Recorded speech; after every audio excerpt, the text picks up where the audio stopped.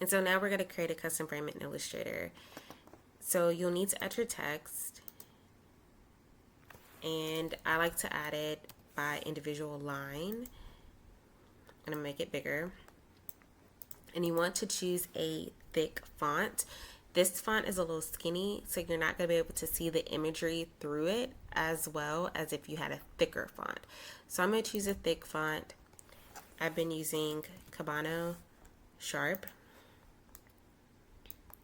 Make this a nice thick font. And then I'm just going to say they not like us.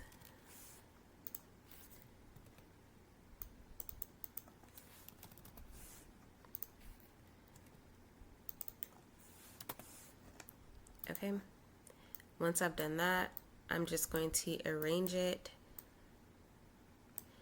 I'm going to make it a little bigger, and I want everything to be the same width.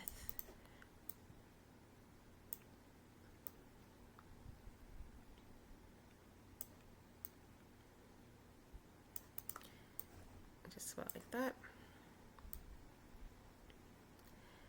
You can make this as thick and wide as you like to your liking.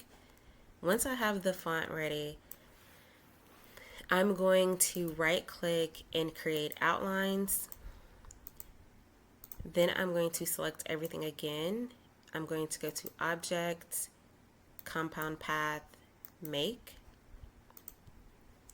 Once I've done this part, now I've made it so that it's no longer a text, but now it's more like a vector.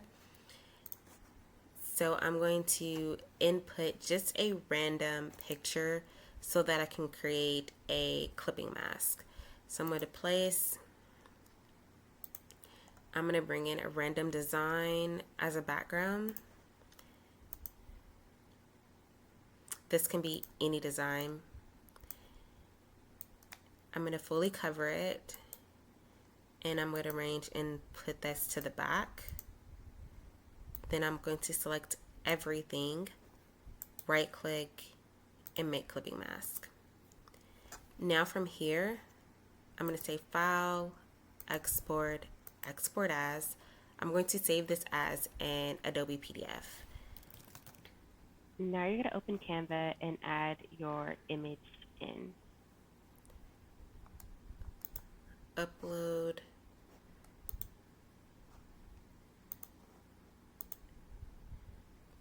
Now that we have it, we're going to go ahead and open it.